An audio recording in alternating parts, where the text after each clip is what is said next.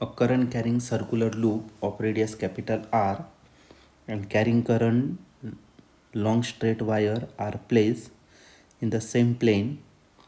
The current through the circular loop and long straight wire IC and IW respectively. The perpendicular distance between center of the loop and wire is D. The magnetic field at the center of the loop will be 0 when separation D is equal to. तर हा question 2024चा आला. A option आहे R I W divided by pi I C. B option आहे R I C divided by pi I W. C option आहे pi I C divided by R I W आणि D option आहे pi I W divided by R I C. तर या 4 ऑप्शनपैकी या क्वेश्चनचं correct answer काय असलं पाहिजे. तर आपण याला सॉल्व करूया आणि मग डिसाईड करूया. तर या ठिकाणी करंट कॅरिंग सर्क्युलर लूप दिलेलं आहे ज्याची रेडियस आर आहे आणि दुसरं करंट कॅरिंग स्ट्रेट कंडक्टर आहे, स्ट्रेट वायर आहे. ओके, आणि एकाच प्लेनमध्ये टाकलेलं आहे. आता याचं टोटल मॅग्नेटिक फील्ड 0 आहे म्हणून हे दोन्ही मॅग्नेटिक फील्ड एकमेकांना अपोज करणार आहे. ओके, मग आपण एक काम करू, सर्क्युलर कॉइलसाठी घेऊन टाकू. Magnetic field at the centre of current carrying circular coil, centre of the loop.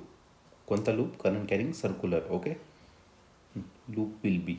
तर मॅग्नेटिक फील्ड फाइंड करायचं आपल्याला सेंटरच्या, ती जी लूप दिलेलं आहे त्याच्या सेंटरला किती असणार? 0. ओके, टोटल मॅग्नेटिक फील्ड किती आहे? 0. म्हणजे दोघांची जी मॅग्नेटिक फील्ड तयार होणार आहे ती एकमेकांना काय करणार तर अपोज करणार. म्हणून या ठिकाणी तुम्ही घेऊ that is magnetic field due to straight wire and circular loop opposes each other.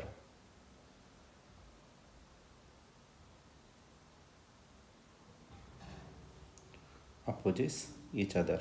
ते दोन्ही एकमेकांना काय करणार तर अपोज करणार. ठीक आहे, मग आपण एक काम करू, स्ट्रेट वायरचं आणि मग सर्क्युलर लूप असं घेऊ किंवा पहिले सर्क्युलर लूप घेऊन टाकू. मग सर्वात पहिले आपल्याला मॅग्नेटिक फील्ड फाइंड करायचं आहे. Magnetic field due to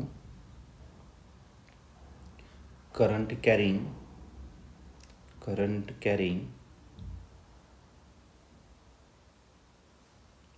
circular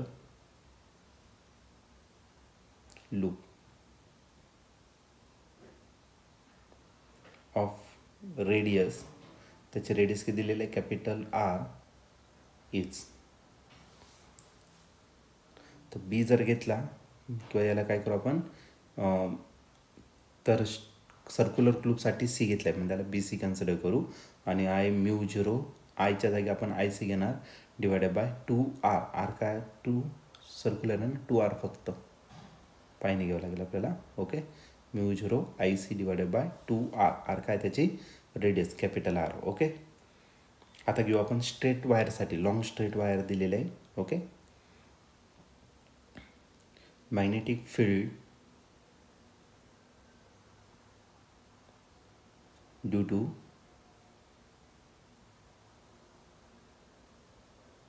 long straight wire is given by. तर मॅग्नेटिक फील्ड जर घेतलं तर स्ट्रेट वायरसाठी तर तो आपण आय डब्ल्यूने रिप्रेझेंट करू, बी डब्ल्यूने रिप्रेझेंट करू. आणि हा जो बी डब्ल्यू येतो किती तर म्यू 0 आयच्या जागी आपण आय डब्ल्यू टाकणार. ओके, डिवायडेड बाय असेल 2πr. आरने तर त्याचं डिस्टन्स दिलं आहे, परपेंडिक्युलर डिस्टन्स ते किती दिलं आहे? डी इतकं. Okay, 2πd. याला काय करू आपण इक्वेशन 2 कन्सिडर करू. पण टोटल मॅग्नेटिक फील्ड किती आपली? 0 आहे म्हणून या दोघांची आपल्याला काय करावं लागेल? Subtraction. But B is equal to 0 आणि बी म्हणजेच काय? BEC minus BW is equal to 0. BCच्या जागी BCची व्हॅल्यू आणि BWच्या जागी BWची व्हॅल्यू टाकून देऊ. BC किती आहे तर तो आहे mu 0 IC divided by 2R minus mu 0 IW divided by 2 pi D is equal to 0. आता ही जी मायनस टर्म आहे राईट साईडला काय करू, त्याला प्लस करून घेऊ. मग mu 0 I C divided by 2 R is equal to mu 0 I W divided by 2 pi D. आता नेक्स्ट केसमध्ये म्यू 0 सोबत म्यू 0 काढणार कॅन्सल, 2 सोबत 2 करायला कॅन्सल. मग आता रिमेनिंग टर्म लिहून टाकू, I C divided by R is equal to I W divided by pi D. आणि आपल्याला डीच फाईन करायचं आहे, डी इकडे घेऊन टाकू आणि रिमेनिंग टर्म तिकडे ट्रान्सफर करून टाकू. ठीक आहे. मग काय भेटेल आपल्याला, D is equal to I W capital R divided by pi आणि आय सी राहिला. ओके. तर हेच आपल्या क्वेश्चनचं काय असणार, करेक्ट आन्सर असेल. मग D is equal to I W R upon I C pi हे त्याचं करेक्ट आन्सर असेल. आता आपल्याकडे 4 ऑप्शन आहेत, त्यापैकी या क्वेश्चनचं करेक्ट आन्सर काय असलं पाहिजे तर ते आपण बघूया काय येतं. ठीक आहे.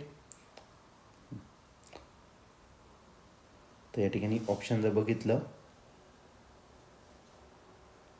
ऑप्शन नंबर ए जो आहे तो या ठिकाणी आपला करेक्टली मॅच झालेला आहे, म्हणून या क्वेश्चनचा करेक्ट आन्सर ए असेल.